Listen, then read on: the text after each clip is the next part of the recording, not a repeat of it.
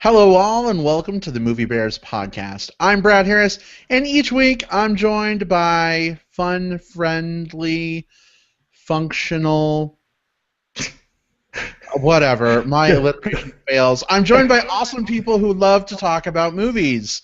Bears, Goldilocks, not bears, friends, whatever. We all love chatting about film here, and we are coming at you tonight to discuss Ex Machina, the new sci-fi film that's out starring, people you've probably never heard of, like Oscar Isaac and what's his name? Forgetting. What is it? Donald Gleason. Oh, yeah, that little guy who's in the new Star Wars movie. We'll be chatting with, of course, Jim Pliafico, who is here as usual. Jim, welcome. Thanks. Hi, guys, and welcome everyone to the podcast. And, of course, Will Lindis is here as well. Welcome, Will. Hey there, Brad, Jim, our special guest who will be announcing in a second. And to all of you movie fans, both listening at home and watching us live, howdy. Howdy ho! Howdy from Texas. As Will alluded, we do have a very special guest with us this evening, or I guess if you're listening in the morning on your commute to work this morning, or whatever temporal window you're in right now. We met this awesome fellow at South by Southwest Film recently. In fact, we were talking about him a couple episodes ago. I don't know if your ears were burning, Adrian, but we were talking about you. Of course, Adrian Charlie is here from the Green Screen of Death podcast. Adrian, we are so pumped to have you on the show with us. Welcome. Yeah, thanks a lot, Brad. Thanks, guys. This is a huge honor because I had a great time hanging out with you guys at South by, and this is only the second podcast I've been a guest on. So. Oh, nice. Yeah, it's really great, and I've been listening to your guys' most recent episodes, so it's a lot of fun. And Brad, you make me blush almost at least once an episode. Oh, I bet. Brad's boy. I know which conversation probably made him blush last episode. Was it my use of the F-bomb or the discussion about balls? Oh, the balls. The balls, sure. yeah. I figured. It's always the balls. That's what it was. Yeah. So, all right. Well, Adrian, it's a big thrill for us to have you here as well. We have been checking out Green Screen of Death. In fact, Jim even recently did your homework, which, by the way, I love that segment. I'm a bona fide member of the Green Screen of Death movie club, so that's right. I have that up on you other guys. Adrian, are there like little badges that you get, like merit badges you can like put on your movie podcast like sash? I should ask my mom to do that. She's a seamstress, so she could probably put something together. There you go. Awesome. Love it. Well, we of course are so glad to have you, Adrian, and we'll get a chance to kind of have some fun talking about film with you tonight. Again, this morning, whatever. I mentioned we're talking about Ex Machina, but we're also going to talk about some movie news bits. We've already got several people hanging out with us on our Google Hangout. So if you're with us live, welcome. We're glad to have you. If you have any thoughts on any of the stuff we're talking about for movie news or Ex Machina, go ahead and leave a comment on the Hangout or YouTube video, or Facebook, however you're viewing this right now. We're watching the social media networks very closely, so leave us a comment. We'll be happy to read it on air, assuming it's appropriate and not like the guy who was screaming at us for apparently not liking the right brand of underwear a couple weeks ago. That was kind of weird, but anyway. To be fair, we should have better taste in underwear. I guess. Tommy Hilfiger is not what he once was, I guess. So. I guess not. Whatevs. Anyway, shall we just get down to it, guys? Are you ready? Yes? Yeah. Yeah, let's do it. All right. Let's dish a little bit of movie news.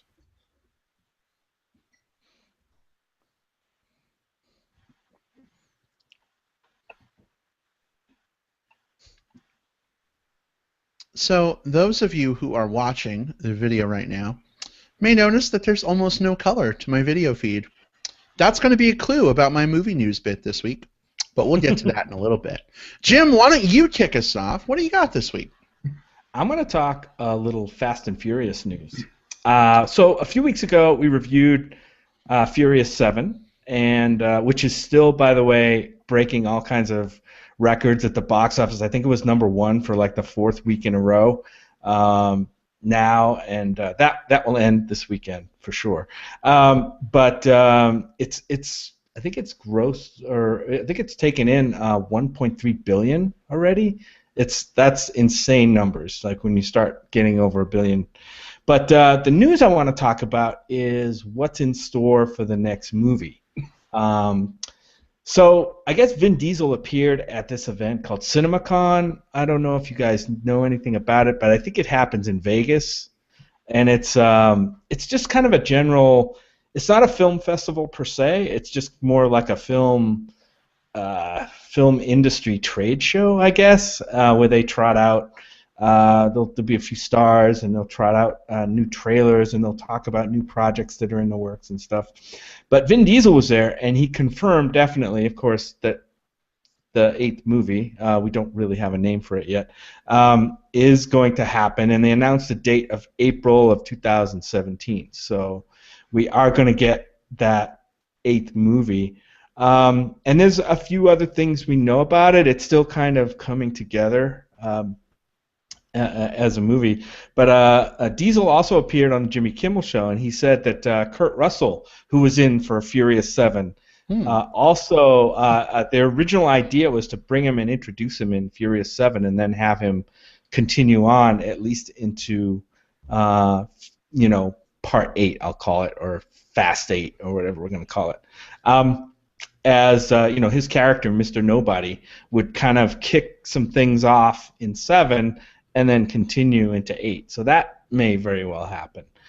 Something else we know is that they're going to change the setting up again and bring us to New York City, apparently, in this movie. And this series has kind of been all over the place. It was in South Florida. It was in Tokyo. Of course, it's LA based. It was also in, what was it, Dubai or something in this last movie? Yeah, I think it was Dubai. Or UAE or something like that. But it's going to New York, so that will be exciting. They may see some cars burning up the Central Park or something. I don't know, doing donuts in Central Park. There's the talk about who's going to be the director. We had Justin Lin, who had done all the movies up through 6, I think, and then they brought in James Wan to do 7. It's not clear who's going to do the 8th movie. Even James Wan said that maybe Justin Lin would be back, and would have to see how that works out, because Justin Lin is working on the next Star Trek movie now. So that could be interesting to see if Justin Lin comes back to do number 8 or James Wan stays on.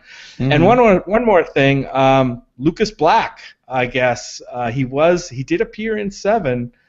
He was kind of the star of Tokyo Drift, right? The 3rd movie. He is, I guess, when he signed up for 7, he signed up for 8 and 9 as well. So there's talk that he's going to come back as either a supporting character, or maybe they're going to try to work him into the gang. I don't know. But anyway, those are just some things that we know about Furious 8. Nothing too earth-shattering there as far as news, but it's kind of a series that I never thought I'd really get into, and it's really sucked me in. So I'm excited for Furious 8. I don't know about you guys. That's awesome. I'm excited now that you mentioned Lucas Black.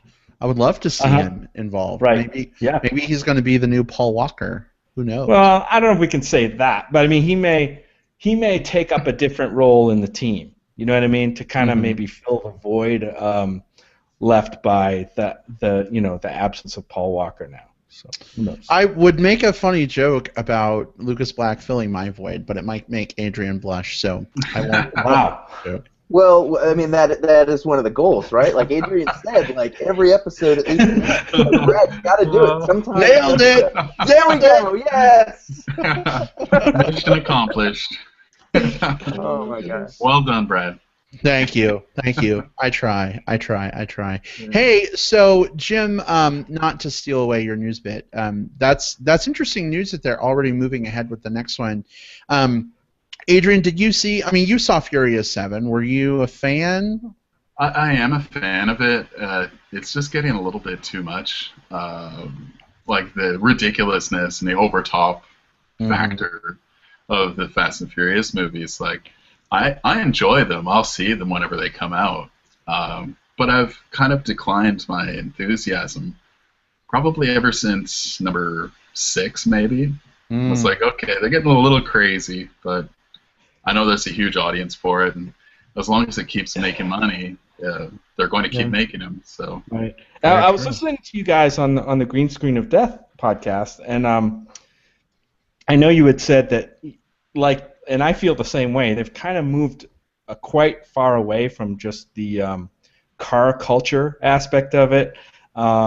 And, you know, a lot of fans, even though it's picked up a whole bunch of new fans, it has kind of had to leave that, you know, what I thought was kind of a nice, you know, a nice touch, the way they brought in the car culture and stuff. Although 8 movies about car culture, I don't know where you go with that.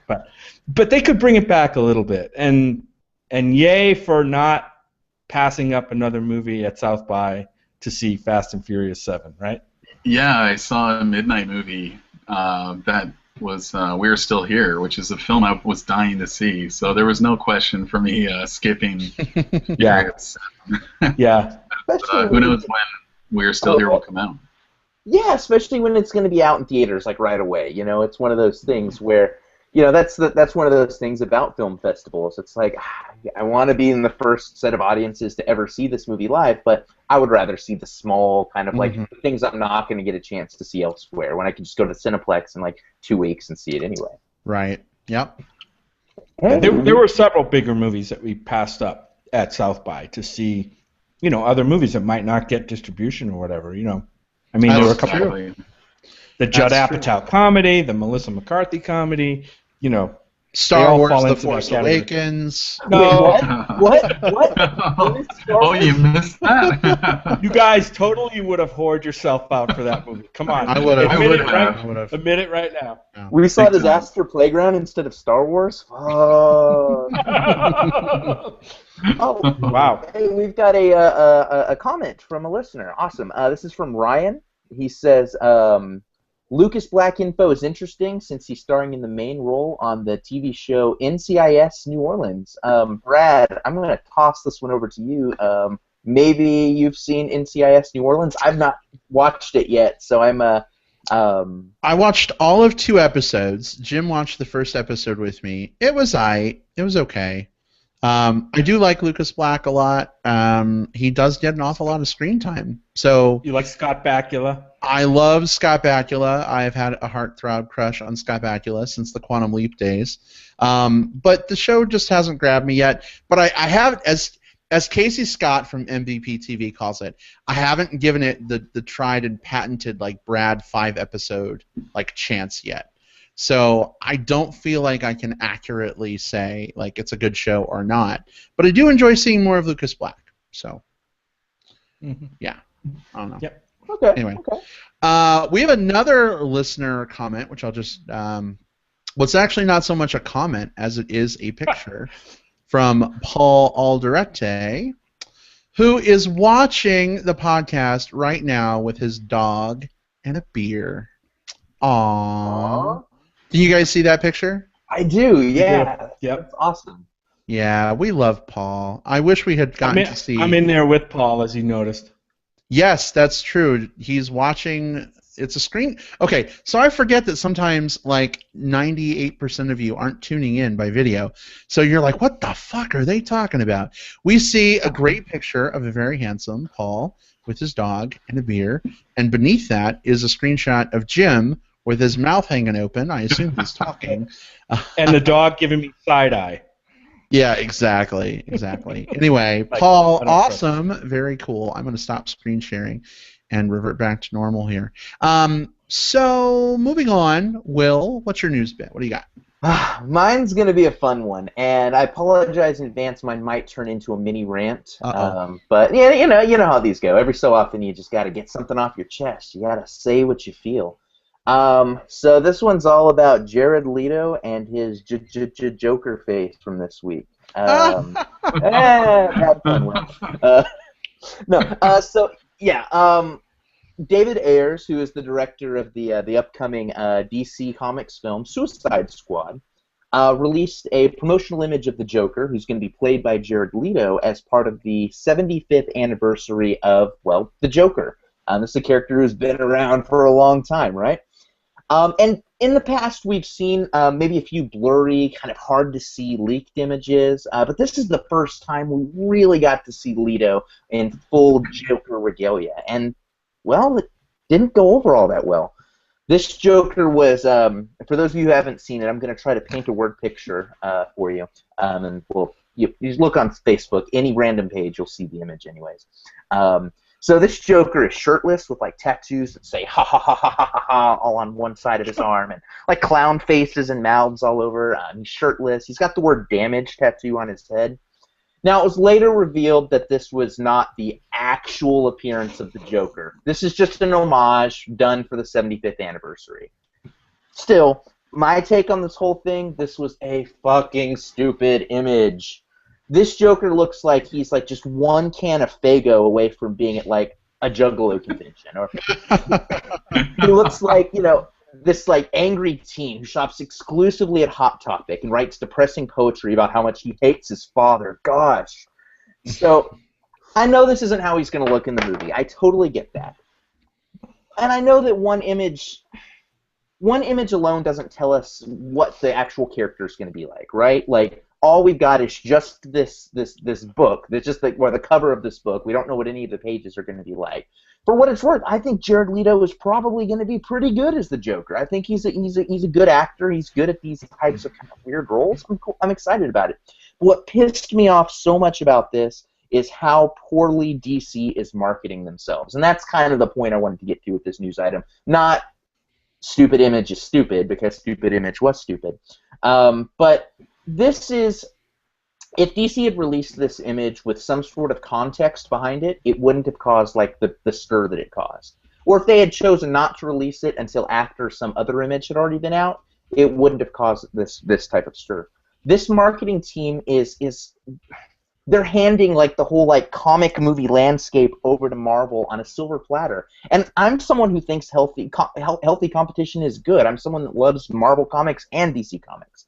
I'm pissed off that Sony and Warner Brothers are just letting Disney Marvel run away with these whole things.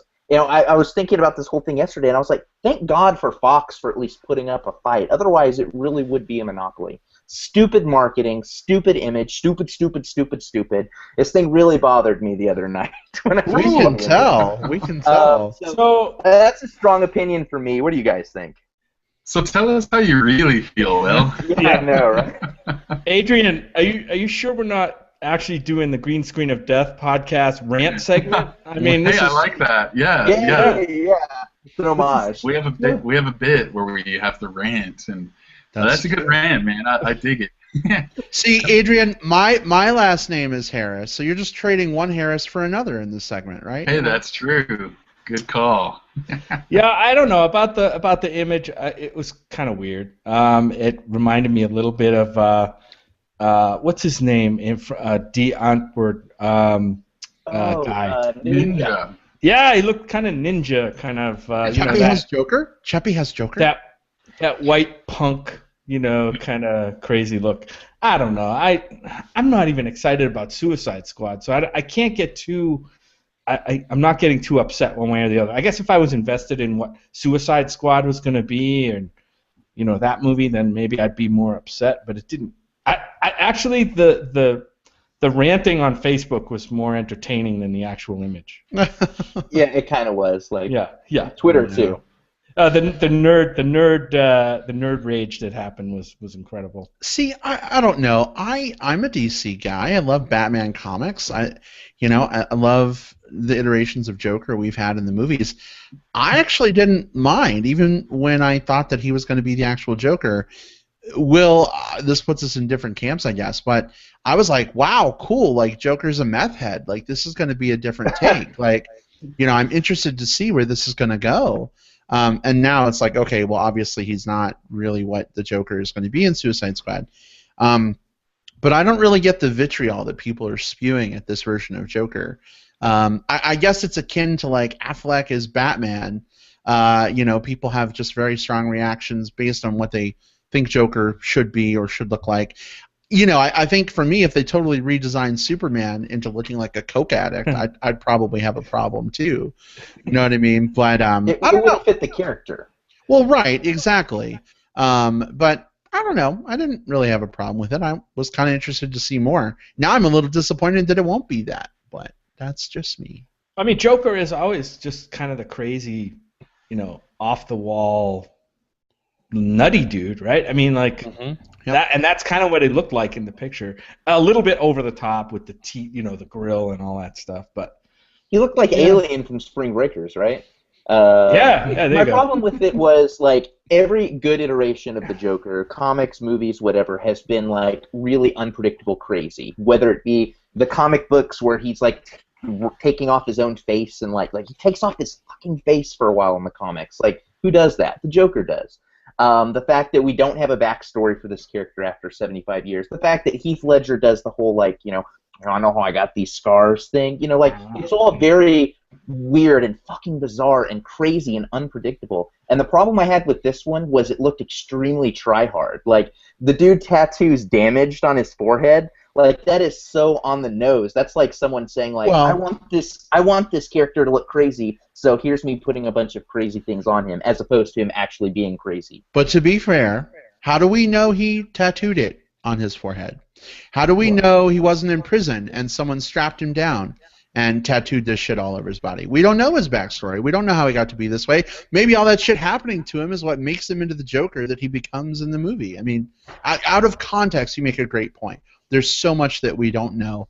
All you can do is judge it based on the image. But for me, the tats were like, I'm really interested to know how that happened and why.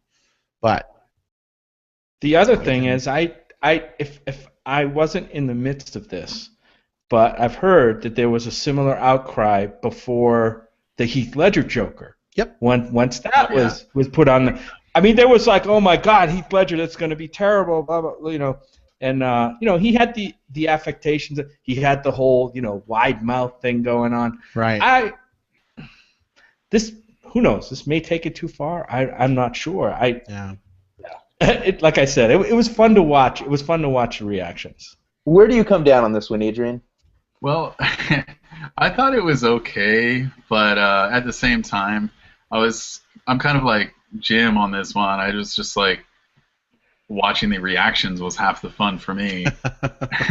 And then I actually had to mute Joker on my Twitter feeds because everybody was getting so upset. And I'm just like, it's one picture. We don't know the context. We don't know the story behind this. It's an image.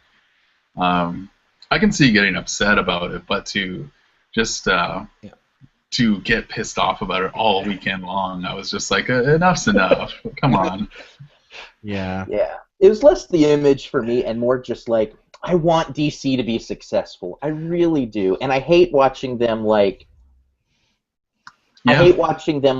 put out something that kind of backfired on them. Yeah. I want Marvel to have good competition because I like what Marvel's doing. I want DC to be successful as well. And between this and kind of all the backlash from the Dawn of Justice trailer, I just wanted to take like the marketing team for DC and just sit them down and say, come on, guys, get your shit together. Do something to get the fandom like whirling around you in excitement as opposed to like lashing out on you at Twitter. That, more so than the image itself, just it felt like bad marketing to me, and that bothered me. Yeah, you raised a really good point because a lot of people say DC versus Marvel, and I want to live in a world where both franchises thrive. Like who, a lot of people are taking a stance of Batman v Superman's going to be terrible, and I think a big percentage of that is because they love Marvel so much. Like, if both franchises thrive and make good movies, we all win in that scenario.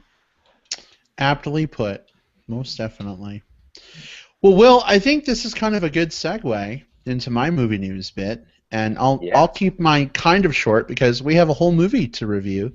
But you were talking about how we want DC to be successful, we want them to make good choices, and it was interesting this week. A video came out, and it kind of tied into what we were talking about last week when we were discussing Man of Steel and Batman v Superman, and how just like my camera feed right now is so toned down and there's barely any color, and I'm the most joyless part of our podcast right now.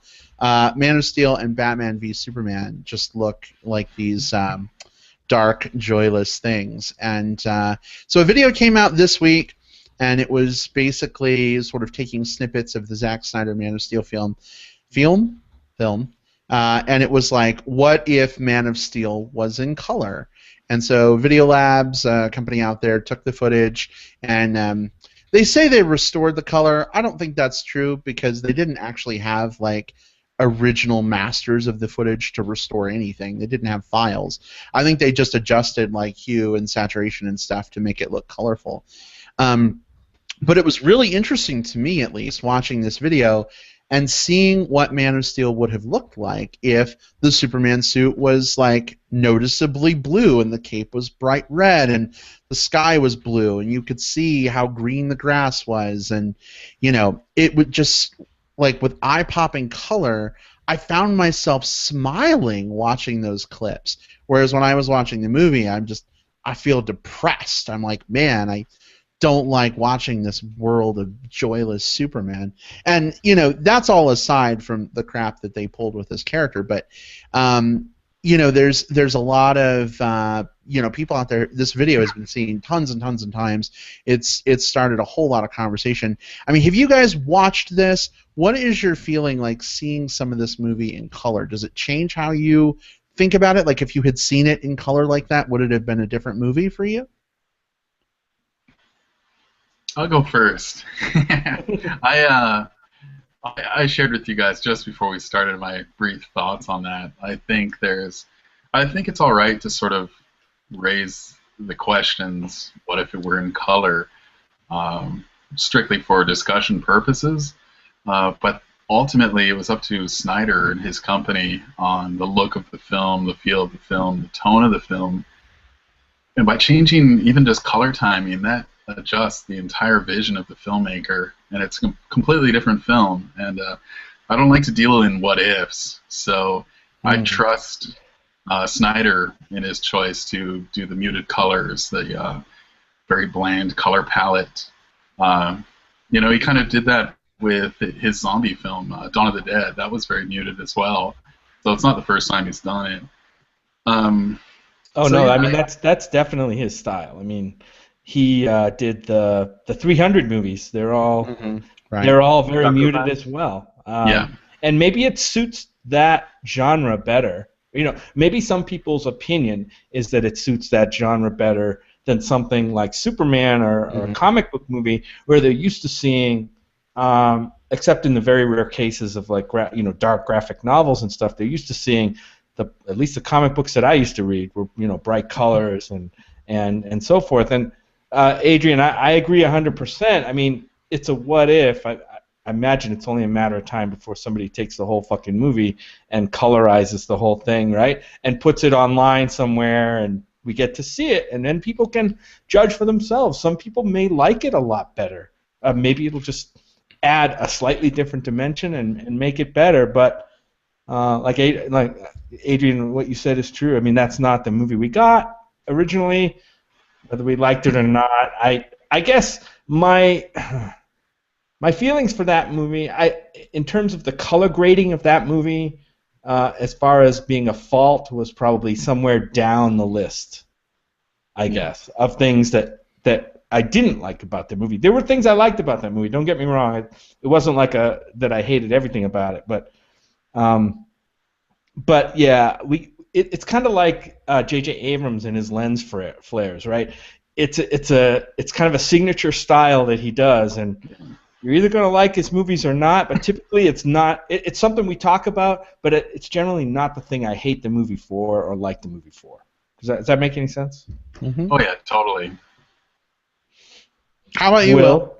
Yeah, so it's interesting. I look at something like this. I saw that video that came out, and I saw some later critiques of the video that came out. Like, if you actually compare it to the Blu-ray is actually a little bit different. So you can tell they didn't actually, kind of like you mentioned, Brad. They didn't actually like color correct it as much as they added their own filters and what have you. I think the point is absolutely valid that when a director has a vision, that's the director's vision, that's the film, that's the product, that's what we get. So I wouldn't ever want to see the actual version of this that comes out, and watch it as a legitimate thing. That said, I think it's still very valid from a critique standpoint because it points out one of the maybe the holes in the director's vision. In this case, I think Zack Snyder is a guy who has a really good sense of style, but I think he sometimes over-focuses on one particular aesthetic and applies it to all of his properties instead of selectively applying it to the properties where it makes sense. In the case of Man of Steel, you've got a character, Superman, who does epitomize like hope and virtue and purity, maybe not purity, but like these very strong attributes, and you didn't get to see that through the color palette itself. And we can easily argue that this is Man of Steel was an origin story where we've got a young Superman who's making mistakes, and this is a dark period for him. That makes sense, to a degree. But then you would expect to see at some point, maybe in a following film or whatever it is, the color palette brighten up as the character gets his feet beneath him. And again, we've seen with Dawn of Justice, it doesn't look like that's the direction we're going, at least from the trailers, what we've seen so far. So I thought that video was very interesting. It pointed out a flaw in Snyder's aesthetic. One that works really, I think that color palette looks amazing in 300. I thought it looked really good with what he was going for in Sucker Punch. And I think it could work well with, if he was doing more Batman-related stuff, great. He's got the right vision for it. But I do feel that, Superman as a character, at least, it's hard because we come into things. I come into things as a comic book fan. So I come into it with a different type of baggage than someone who's not a comic book fan. But I do feel if you're going to adapt a character, you should at least try to be true to some of the core tenets of that character. And in the case of Superman, he is the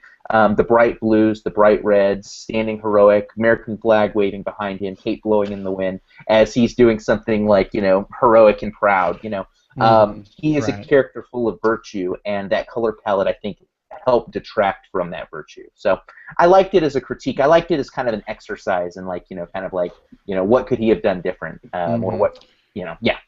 I totally agree, and Adrian, I agree with you too. I think Zack Snyder obviously had a very certain vision.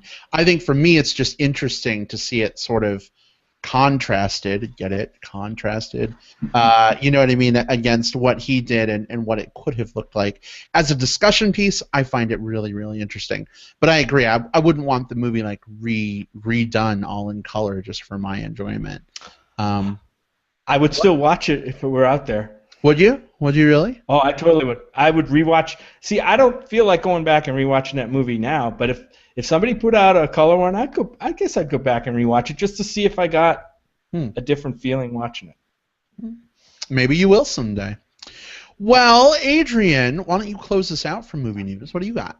All right. So in a recent Reddit AMA, that's Ask Me Anything, Sean William Scott confirmed that he's preparing for Goon 2, the sequel to the very cool hockey movie called Goon. Nice. I'm a Canadian guy. I grew up on hockey, so of course I've got to try to find something hockey-related, and that one fit in pretty nicely. Looks like it's written by Jay Baruchel and Evan Goldberg. They wrote the script for the first one. They're both very talented guys. Jay Baruchel's diehard hockey fan. Goldberg not so much, but he knows how to do comedy. He's a great writer. Hiccup writes movies? Yeah. Dude, I want to see Toothless playing hockey now. Yeah. But yeah, Goon. I don't know if you guys have seen Goon, but it's razor sharp script, just very funny, and was when I watched it when it came out in theaters, I was really quite shocked by how moved I was during the final act. I was in a movie theater filled with a bunch of hockey guys, hockey fans, and I'm pretty sure I was the only one. I was the only one like weeping silently in my own row, and yeah, I wear my heart on my sleeve when I'm watching films. So that one surprised me. So yeah, I'm really excited. A sequel to Goon, with everybody returning. I think that's a good thing. Yeah, we definitely saw Goon. It was probably what three years ago, maybe. 3 years ago, I something think. like Yeah, I that. think so.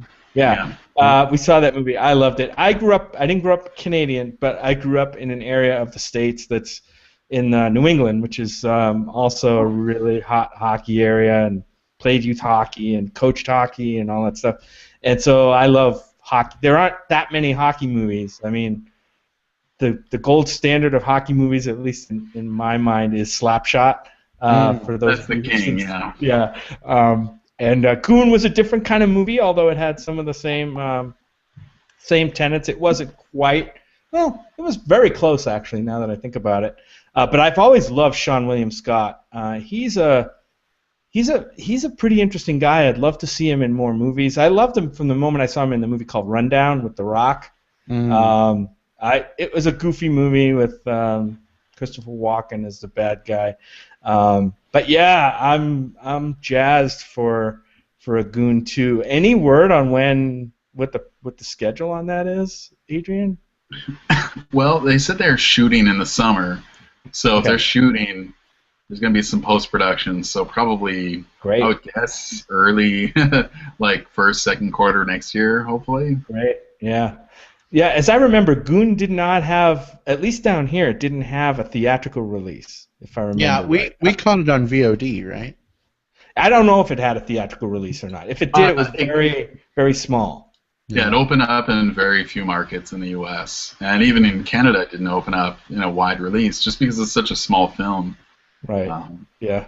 A lot of people have picked up on it, and it's a great film. I love it. Mm-hmm. Need more hockey movies, that's all I'm saying. Oh, totally.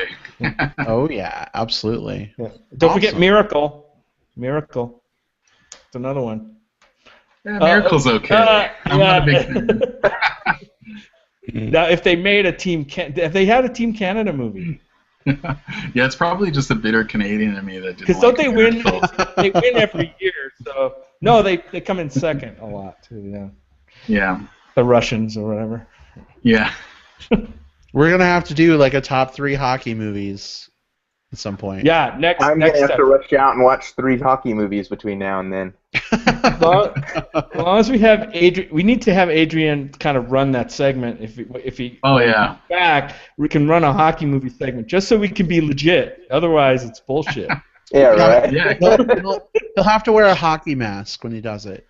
Like, I can find one. Keep us all on I'm sure track. my neighbor has one, probably. Nice. Adrian, quick question before we get off it. Now, I know you're from watching your Twitter that you're a diehard Canucks fan, and yeah.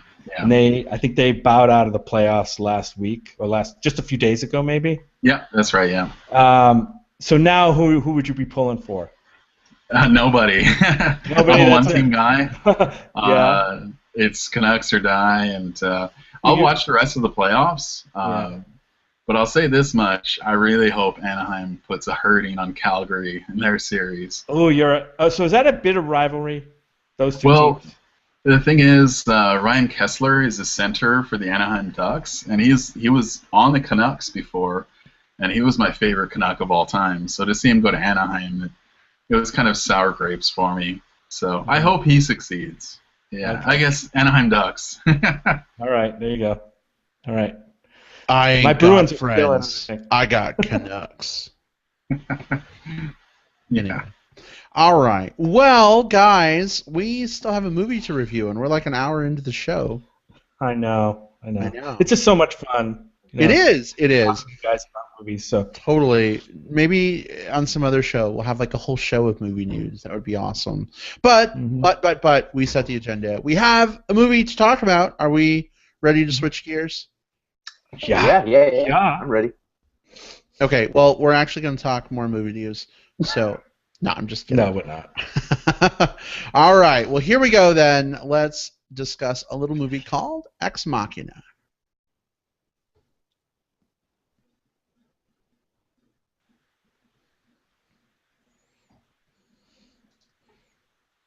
All right, so we'll just kind of outline this real quick. Basically, we are going to talk spoiler-free for a few minutes while we kind of give you the setup of the movie and give you our advice on whether we think you should see this movie. And once we've all kind of weighed in, then we'll move on to a brief spoiler section, and we'll give you fair warning so you can jump ship so as not to spoil your virginal innocence, because with this movie in particular, I think it's worth it to keep your innocence intact going in. But we'll give you a fair warning. Let's see. Will, why don't you give us a little bit of a setup? What is this movie about? Should people go see it? Absolutely. So, Ex Machina. So this is a sci-fi flick. Here you've got this young, like, computer programmer guy, played by Domhnall Gleeson, who wins this contest at work. The prize? He gets to spend a week at this isolated cabin that's owned by his company's eccentric billionaire CEO, who's played by Oscar Isaac. Now, when he gets there, the CEO explains that he was actually brought there so that he could test the human qualities of this new, very masterful artificial intelligence, which takes the form of this beautiful female played by, I think it's Alicia Vikander. Probably butchered the last name. So, should you go see this movie? I think you absolutely should. This one is already kind of in my short list for favorite films that I've seen this year. And I actually, this one played at South by Southwest. We ended up seeing other things instead, and I'm glad we saw the things that we saw. But I do regret, being able to see it there, because this movie was so good, and I really wish I could have that, like, I saw it at South by badge on my lapel, because this movie is, this one is totally going to be, at least at this point, 4 months in, it's already on my short list of favorite films that I've seen this year. I think the performances are amazing across the board. I'm slowly turning into a fanboy for Domhnall Gleeson, who we saw in Frank, we're going to be seeing in Star Wars, and Oscar Isaac, who we saw in Inside Llewyn Davis, and we'll also be seeing in Star Wars. I'm glad that both of these guys are in a movie together before Star Wars. Alicia Vikander is great too. The performances were solid. I thought the effects looked really good too. There's a lot of scenes where I think it very easily could have come across as really janky or jarring, but I didn't have to do a lot of suspension of disbelief. I felt like I was pulled right into the effects of this world. And then, of course, the actual themes of the film. We'll talk about what they are specifically in spoilers, but I think this film does a really good job of predicting what the audience is thinking and throwing some curveballs, kind of going along some rabbit trails with them. I think this was a very smartly written film. I think you should absolutely go see it if you're a fan of science fiction, or if anything involving like artificial intelligence, especially things like you might see in like Blade Runner or something like that, interests you. Ex Machina is a must-watch. Replicants all around. Spoilers. I know, right? So it was interesting for me seeing this movie because it had been so hyped up. Everyone at South by was like, "Oh my God, Ex Machina is amazing!" And we of course went and saw something else because we were like, it's going to be out in 2 weeks. We'll wait. Of course, it was 6 weeks, right? Yeah, we'll talk about that, their distribution strategy in a little while. Yeah, but eventually we did get to see it, and I was excited going in, but I was a little like, me, whenever something is like so crazily overhyped, I'm like anti-hype. I'm like, everyone wants an Apple Watch. Now I don't want an Apple Watch. Everyone thinks Ex Machina is amazing and is blah, blah, blah, blah, blah. And I'm like, I don't want to see it now. And it's the like old curmudgeon, get off my lawn in me. But I'm glad I went to see this movie. I really, really found it quite interesting. In fact, we had just seen Domhnall Gleeson in a BBC show called Black Mirror. And Will, the show isn't like episodic in terms of like there's an arc between every episode. They're like one-offs, kind of like the Twilight Zone. So even if you just check out the Domhnall Gleeson episode of Black Mirror, he actually plays like an android, spoiler alert, whatever, in that. And so it was interesting having just seen him doing that, now being on the opposite side of it, right? He's testing this new robot to see if she passes the Turing test, right? If even though he knows it's a machine, if she can convince him that she's human. And I don't know. I thought it was a really interesting dichotomy between he and the robot. I think the Oscar Isaac character was very, very interesting. I love the technology in this film. I think some of it's a little bit janky in terms of we'll get into it in spoilers, but the key card system in that kind of house, it's a little weird for me. Didn't quite make sense. But overall, I think it's great. If you're lucky enough to have this movie playing in your area, you need to go see it. Absolutely, agreed. And Will, I think you just chatted. You saw that episode of Black Mirror. Yeah, so Black Mirror is on Netflix. And we're not in plugs, but Black Mirror is on Netflix. And just so happened over this weekend, I had a friend staying down with me, and I was, like, well, what are we gonna do? I'm like, there's the show you've got to watch. So we marathoned a bunch of Black Mirror. Nice. So great minds think alike. We were both tracking about the same place this weekend, I guess. Indeed, indeed. Jim, what are your thoughts on Ex Machina? Yeah, I really, really like this movie a lot. Science fiction runs either hot or cold with me, and this was the type of science fiction that I really like. It's not just science fiction. It was really this kind of intelligent mix of sci-fi, and there's elements of horror in this movie also, definitely, and suspense. Just so much to like about this movie. All the philosophical issues about artificial intelligence that this movie doesn't directly speak to. I mean, there's nothing in the movie that sets up conflicts really about, or they don't get into real heavy discussions in the movie. This is another thing I like about this movie. This is a show don't tell movie.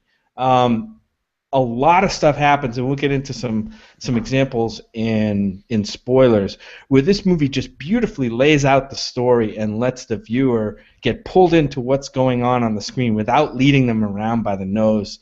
And that's why I think a lot of people call a movie smart. It's because not that the movie itself is smart, it's because it makes the audience think they're smart, because it kind of leads them along without playing down to them. I don't know if that makes any sense, but yeah.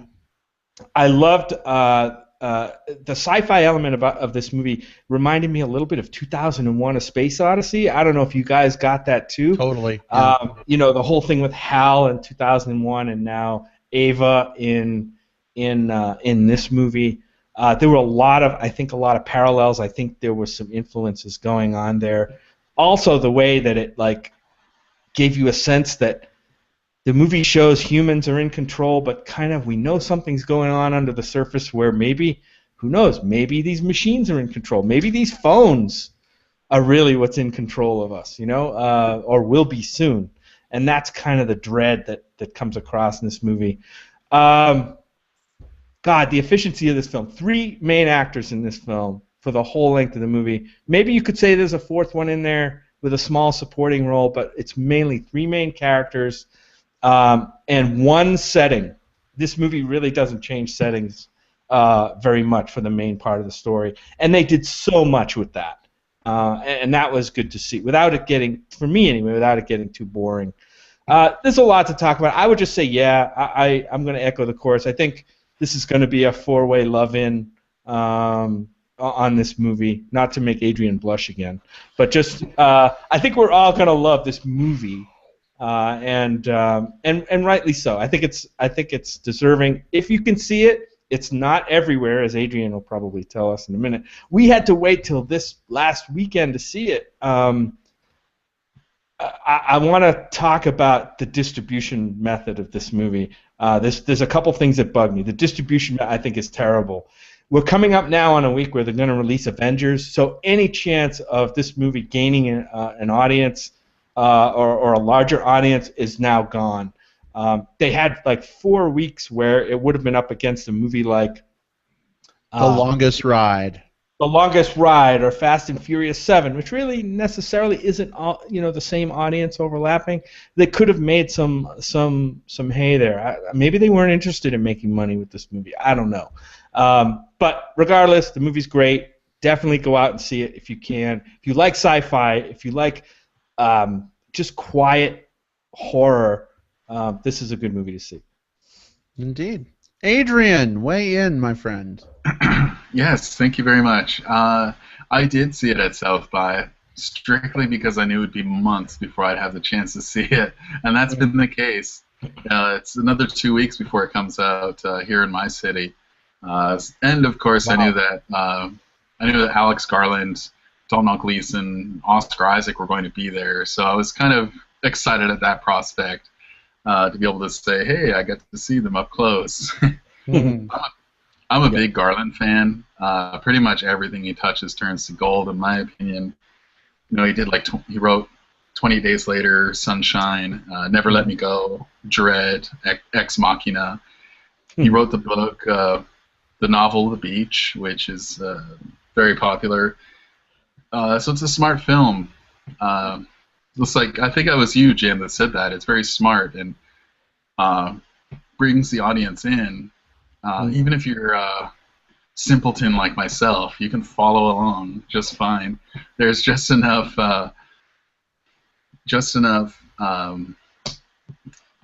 what's the word? Why am I blanking out here? Plot? Movies? Yeah, Exposition? Exposition, thank you. There's just enough exposition fed to the audience where it allows you to follow, but it's not speaking down to the audience. I really enjoyed the battle of wits between all three because there's a lot going on when they're all talking one-on-one. They go talk to the next person and the next person, and there's a lot of like back and forth, and I really enjoyed that aspect. It was very thrilling to watch the three of them play. I appreciated this film.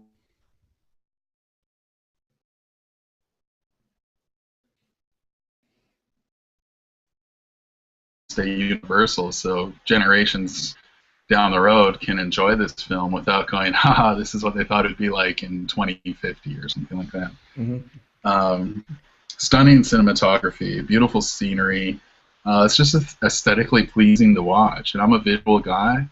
I love visuals, and all three of the four characters that are in the film, they're all very beautiful people.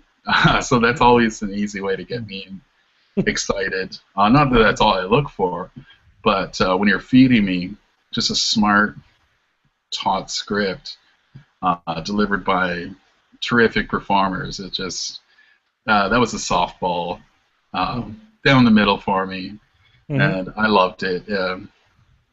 Just like Will said, it's an early contender for the films I'll be probably talking about at the end of the year when I'm thinking top 10.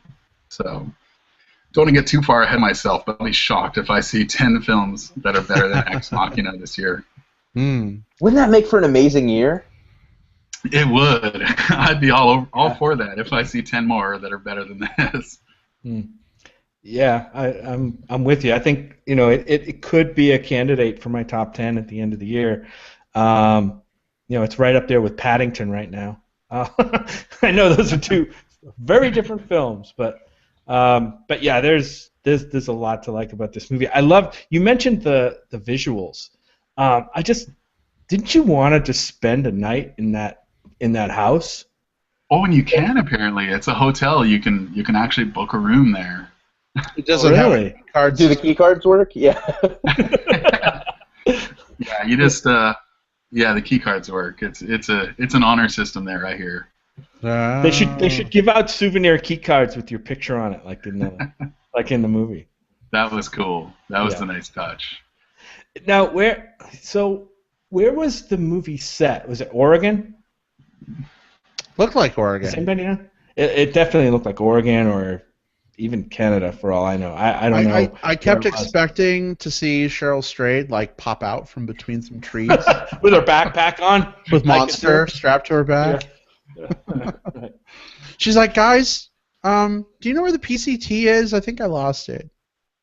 Anyway, that's enough wild jokes. But yeah. I mean, one more thing I'd say in terms of recommendation.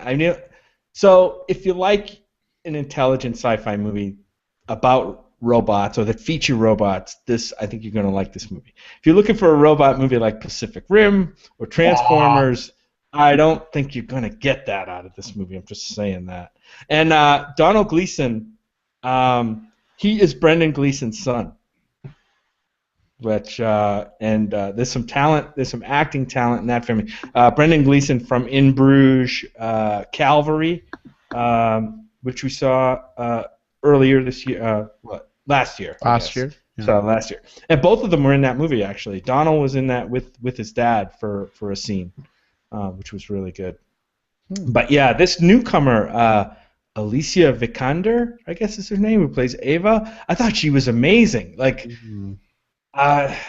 She was definitely played kind of a robot being without being too robotic, but definitely not human at the same time. I think she really nailed it, and that's got to be hard to do. And she kind of comes out of nowhere to do this. I don't know where she picked that up. Yeah, definitely. We have a live comment here from Steve Bubba of the Sacramento Movie Bears, who says, well, you guys know how I feel about it. It was a good movie, but I'm not sure I'm as impressed as everyone else. Ex Machina was a little too impressed with its own intelligence and ponderous navel-gazing. And quite frankly, it would have been much better paced as a 30-minute episode of The Twilight Zone. What do you guys feel about that? I understand where he's coming from. This is not a fast-paced movie. This is kind of, as you know, we like to use this term a lot. It's a bit of a slow burn, and I guess I was thinking like this would make a great episode of Black Mirror. I mean, because it's so much in the genre and the tone of that show that I almost thought that the writers that there's got to be some cross-pollination of. Either the writers who work on Black Mirror have worked on this, or vice versa. I don't know if Alex Garland has been involved in Black Mirror at all. Maybe, but it's God. They're like peas in a pod. This movie and Black Mirror.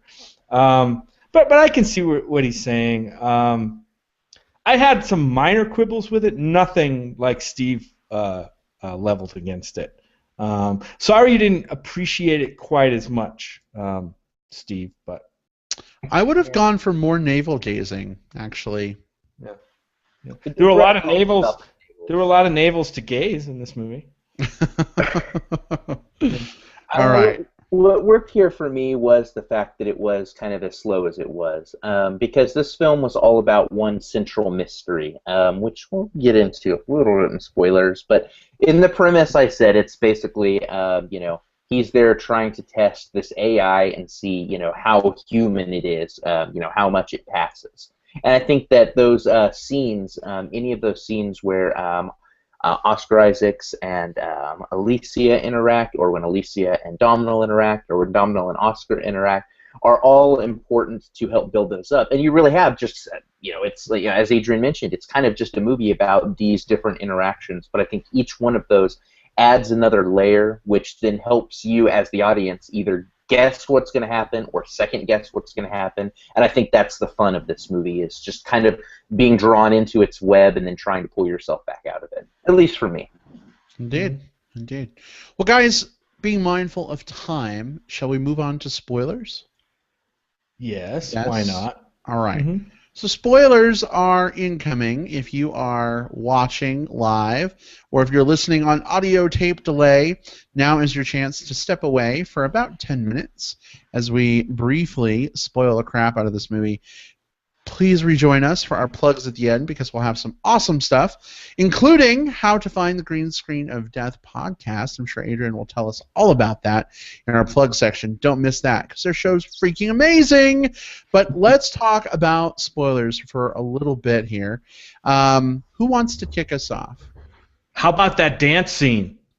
Oh boy, that was awesome. That was amazing.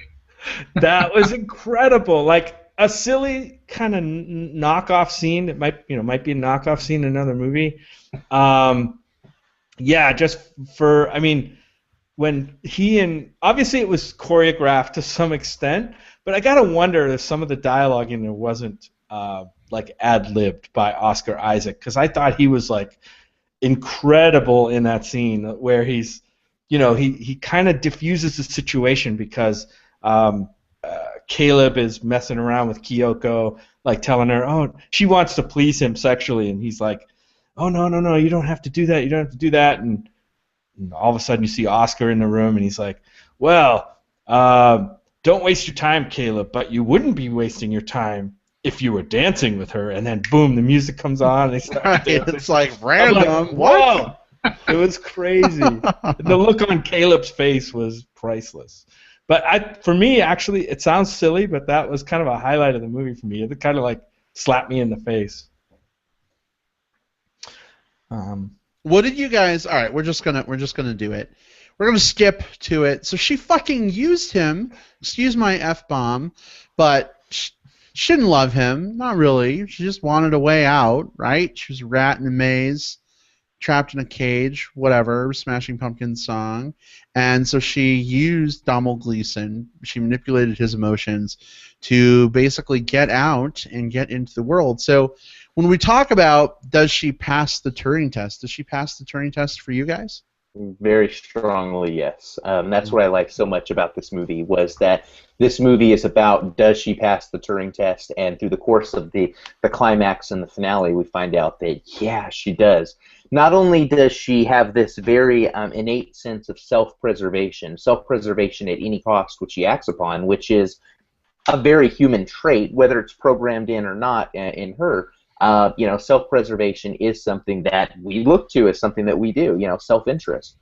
But she's able to not only, she manipulates him to get this to happen, which means she has an understanding of his emotions and is able to play off of his emotions to make things happen. Again, that shows empathy. Whether or not is it programmed in? Yes, it's artificial intelligence, but she displays empathy there. These are very human traits, and that final sequence where she then begins integrating herself into the world outside with no one any more the wiser, I think just kind of puts the I, dots the I, crosses the T, tells me absolutely yes, she now passes for human. She has successfully passed the Turing test. Good job, crazy inventor, you did it. Mm-hmm.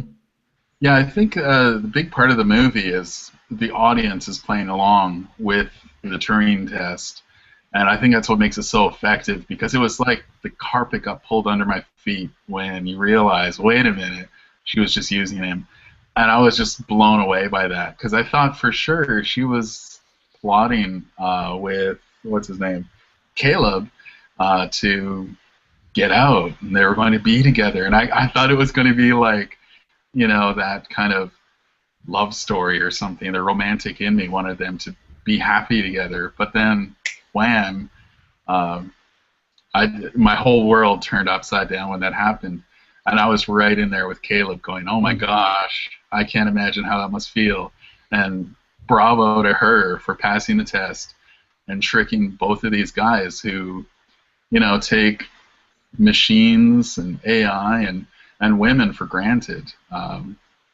I think it does a really good job of putting men in their place, because there's not enough of that in films. So I really appreciated that aspect of Ex Machina. I also like that men put themselves in their place with a stupid key card system and no physical keys that you could use to fucking unlock your doors. So yeah, how's that looking for you, Oscar Isaac? Well, I think, that was one of the things. I mean, there's some nits in this movie that you could pick at, just like any science fiction movie or fantasy movie. You're going to be able to find some things. That was definitely one. It was kind of a convenient, way to defeat the system. As technologically advanced as that compound was, the whole key card system was a little archaic, right? Typically, you probably would have had some kind of biometric reader, like eye scan or facial recognition or something. They could have done something there. The other thing that kind of took me out for a second was there was a scene where Caleb goes in and starts to code some stuff on the computer, and within 3 seconds, he's got a whole screen of code written out. He's like madly typing away, and he's got this whole program written out. I'm like, dude, nobody codes that. Hey, wait 1 second. I'm just coding. Okay. They do that in a lot of movies, but they don't often show the screen, like actually typing out the code, and it was kind of. I'm pasting my code into the chat so you can see what I typed. That's awesome. Great. I think Thanks, that's Brad. Now you have access to all the doors in my house. I think that's the code for God's eye, actually. Nailed it. No, See, when stuff like that happens in movies, I always figure they're just going into their like Google Drive and grabbing scripts they already have and building on that. That's the way I get around. I love how much thought you've put into that, Adrian. That's awesome. way more than the writers did. In that That's right. But I did like the whole concept of them, like how they gathered this information to create this AI was like, because the company that this guy works for is like the Google, right? It's basically like Google. It's called Blue something. I forget what it was called. Blue Book. Blue Book, yeah. It was kind of like Facebook too. Search engine. I think it was a search engine. What's the Blue Book value of Ava? That's a different Blue Book, Brad. Yeah. Oh, okay. Yeah, it's Kelly's Blue Book. But yeah, how they gather all the information from these millions of internet searches and including your porn preferences. Apparently, yeah. Yep. Imagine what that. Tell me when that happened on the screen. You're like, oh my God, what would that look like for me? Oh man, I started swaying. I don't know about you guys. Oh my God, what's behind door number 3? Oh my God. Yeah, I mean that's. I think we're all. Everyone in the audience is probably like, "Whew, I'm glad that technology doesn't exist yet." And then, actually, it does. Like Google stores, Google knows what you type in. That's why ads pop up in Facebook. You go searching for something on Amazon, and then there's an ad in Facebook. Like that's what was so funny about this to me. They're like, "Ha ha ha! Your porn stuff isn't going to show up, right?" It's like, yeah, kind of order those. Yeah, but for every nit I have, there's just so many scenes that played out great. I mentioned how the show not tell thing and how it doesn't, and Adrian mentioned it too about this not a lot of exposition here. Just that beginning scene is 1 minute at the beginning of the movie where I don't think there's a line of dialogue that we actually hear, and it's him winning the it shows him winning the contest, and the audience knows within a minute what's happening there, and he's being. We don't know where he's going necessarily. I'm not even sure we knew where he's going, but we knew that he won this big contest, and that was all within less than a minute. It was insane. Yeah. And then there's the scene where he enters the house. You know what I mean? He's figuring everything out with no dialogue. He's kind of walking through the house. You kind of get a sense of what's going on. Just some, and then another scene where he kind of discovers the other model robots that are kind of stuffed away in the closets, and just seeing those tells a story that there was a lead up to this, and things didn't always go great along the way, and just I just love that kind of storytelling, and this movie hit it on the nose. Absolutely. I hate exposition drops in movies, and sometimes they're necessary. Right. But I love it when a film is able to tell a lot just by showing a little. And that's a film that this happened here. I mean, honestly, if this were the same movie made in the 90s, we would have had an opening sprawl, probably done in a little black with green text, almost like you're typing into a DOS prompt, in this year, artificial intelligence was created by this. What happens when this, ... and then you would shoot to the first scene. That's what we would have gotten in the 90s. We didn't get that here. We got a really quiet...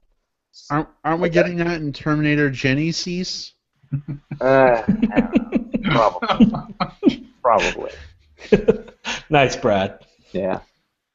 But yeah, I loved how much we were able to just learn about this movie just by seeing it. I also loved, I know we'd mentioned before, the setting was great. Not only just the compound itself, but whenever they were having a meal upstairs, and you'd see these beautiful trees and stuff in the background. It was nice being able to get that aesthetic. The framing was all fantastic. Color palette was fantastic. A lot of the things that went into the cinematography here. Really solid, made for a really beautiful movie, which, again, coupled with a story that was compelling, actors that were compelling, I loved the strong direction and the cinematography here. There was so much to take in, so much to enjoy. Absolutely. I loved the climactic battle scene, the fight scene. Was terrifying to watch. I mean, it wasn't like over the top crazy. I mean, there were only a few blows actually even struck, and the way they showed the knife like going into his body, it was just really strange. Like not the usual like but just like and that was terrifying to me. And watching her run down that hallway at him.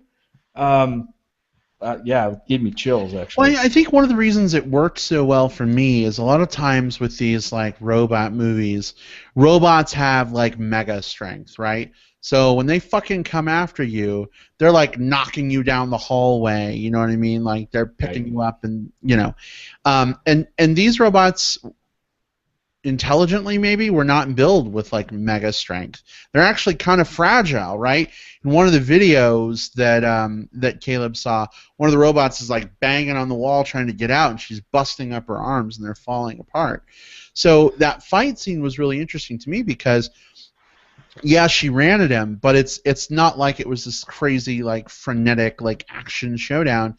She just kind of like softly, put the knife through his ribs or his back or whatever. It wasn't even like a It was just sort of this subtle moment of violence that I thought, in a way, kind of had a beauty to it a little bit. I really enjoyed watching him get stabbed that way. Mm-hmm. Yeah, and when he attacked Kyoko at one point and knocked like half of her face off, super creepy. Yeah, definitely. Yeah, it was so surprising is why it's so effective, because you're watching all the sci-fi with beautiful dialogue, beautiful people, beautiful setting. You're not expecting violence to happen. When it does, it rocked me big time. Yeah, definitely. Most definitely. Definitely takes you kind of off kilter for a while. Who thought at the end that she was going to be flying the helicopter? I definitely did. It shows her going out to meet the helicopter, and the guy comes down, but then it cuts away, and it shows the helicopter kind of taking off, and I'm like, oh great, she's fucking flying the helicopter now. But nah, it wasn't her. I thought she was going to be smarter than that, because if she killed the helicopter pilot, then someone would come to the house looking for the helicopter pilot. You know what I mean? And it would all be discovered. It would be undone. It would start a manhunt for her. So I figured she'd just play it up as, oh, I'm just a girl visiting and I want to go back to the city. And again, that was part of passing the Turing test that I thought was amazing. Yep. Right? Because any other fucking like vengeance crazy robot would have just killed the chopper pilot and escaped. But not Ava. Not Ava. Right. Anyway. Well, guys, I think there's a lot more we could talk about, but frustratingly, I think it's time for plugs. Are we okay with moving on at this point, or is there any like burning thing you have to get off your chest before we move on? No, I think this is good. I think this film passed the MBP test. Yeah. Whatever that is. Yeah, whatever that is. All right.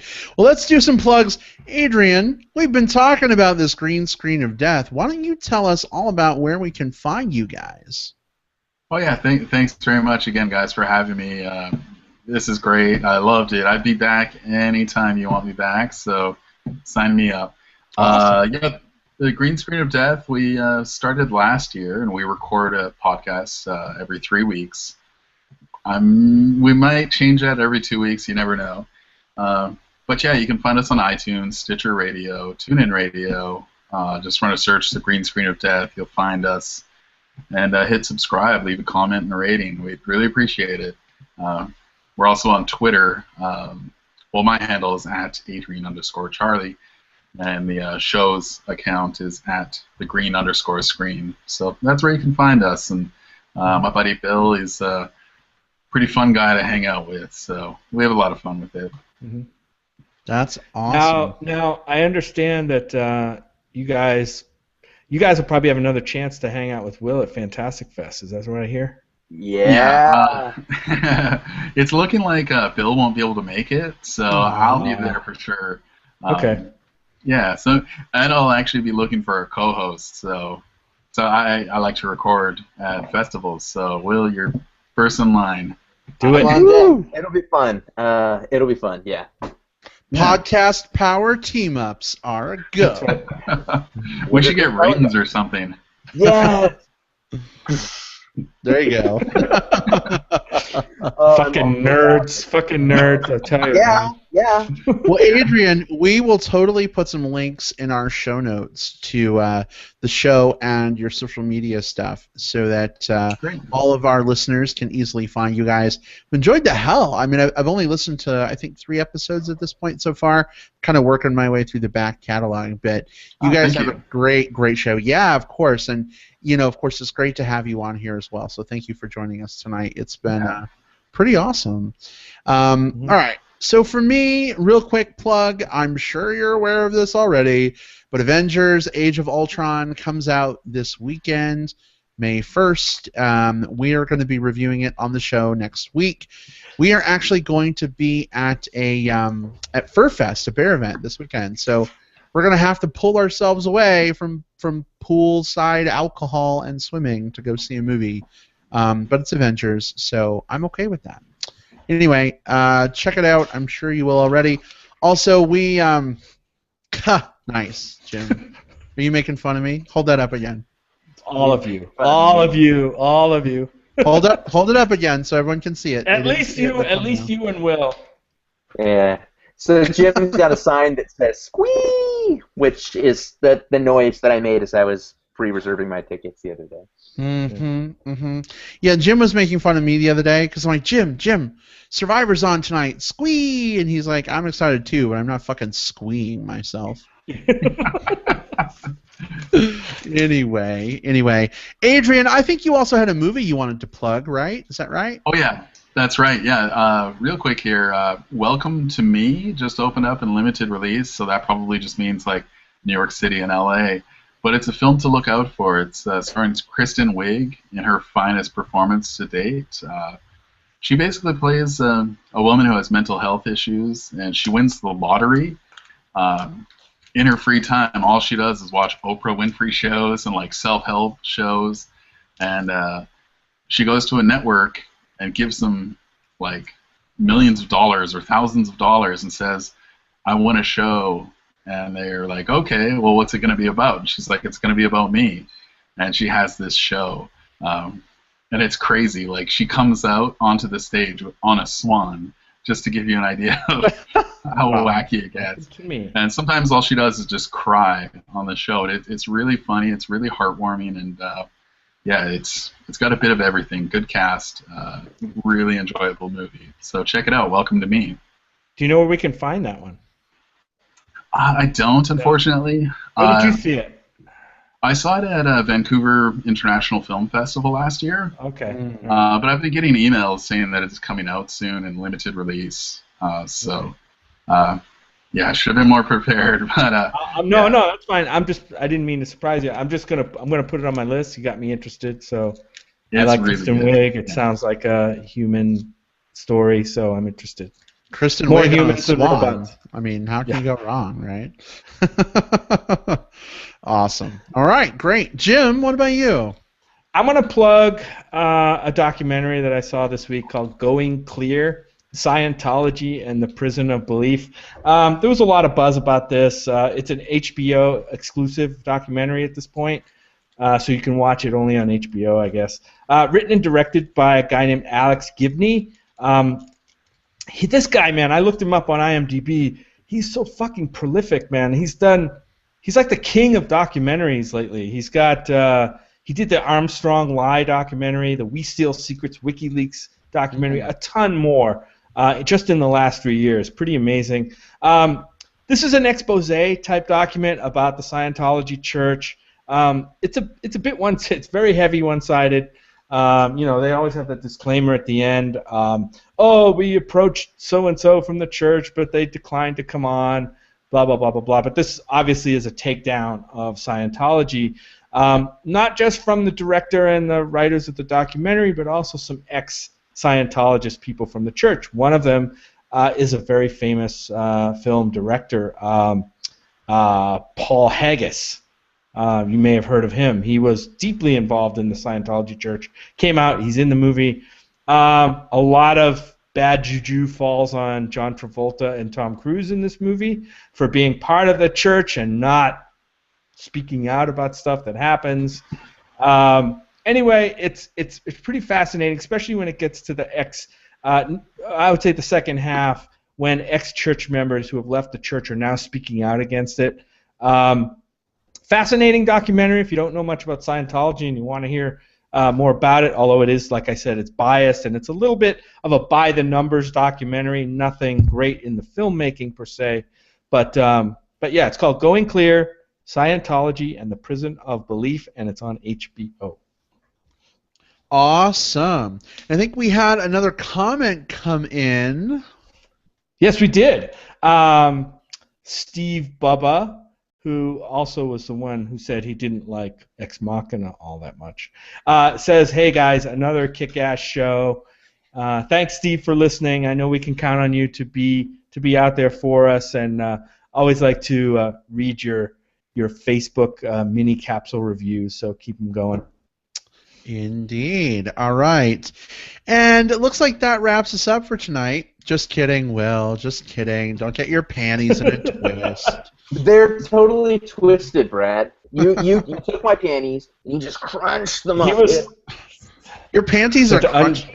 Well, they are now. Let's change the subject. Wow. Let's change the subject. All right. Well, why don't you give us your plug? Yeah, okay. So I saw a movie that I wasn't expecting to go see. We ended up getting tickets to go see The Water Diviner this weekend. And so a little bit about this movie. I knew next to nothing about it going into it except for, hey, that's the Russell Crowe movie. And sure enough, it's a movie starring Russell Crowe, but also directed by him. This is his first time directing a feature film. It's a story about this Australian man whose 3 sons died at the Battle of Gallipoli back in 1919. So he travels to Turkey to find his son's bodies, and along the way he encounters some other people who have suffered losses of their own during the conflict. And I was surprised by how much I enjoyed this one. It's not necessarily like a spectacular film in terms of direction. I think it's competently directed. I think Russell Crowe does well enough, although I'm not throwing any trophies at him anytime soon. But I do think he turns in a very solid performance here, as Crowe is able to do with the right material. Lots of kind of deep emotion in this. Lots of good supporting roles as well. Probably not a film for everybody. I mean, it is a period piece. It's a drama. But it's compelling all the way throughout. Like, there aren't moments where you feel like nothing's happening. Everything advances the plot. Not perfect, but I think it's a very enjoyable, probably like a 3-star movie. Again, not for everyone, but if you like period pieces and you're looking for something a little bit different, especially as we're moving into blockbuster season where everything's like big budgets and explosions and robots and capes and all that shit, this might be a good like palate cleanser to check out in between. So, The Water Diviner. Awesome. All right. Well, this has been an awesome show, Adrian. Again, thank you so much for joining us. It's been a blast. You mentioned you're happy to come back anytime. We're happy to have you back anytime. Yeah, anytime. I had a blast. I'm going to take them up on that. Absolutely, for sure. I miss you guys big time. Us too. I'm totally jealous that Will gets to hang out with you at Fantastic Fest. We'll take some selfies. It's almost like selfies. Almost like being in the express line again. It is. Will be, because I'll be able to get some nice seats for us, because I've got a VIP pass this year. Me too. Nice. Oh, you too? Oh my god. Yeah, I won one last year. Awesome. Yeah, so did I. I was one of the lottery winners. Like, so we were 2 of the 50 people that won the lottery. What the hell chances are there of that? That's crazy. And now you're both on a podcast together. It's funny how the universe works. Couldn't have gone to 2 more deserving folks. Get that ring up, dude. Activate. Boom. All right, everyone. Well, we'll see you all next week with our review of Avengers Age of Ultron. Have a great weekend. Take care. We'll see you later. Bye. Goodbye. Bye.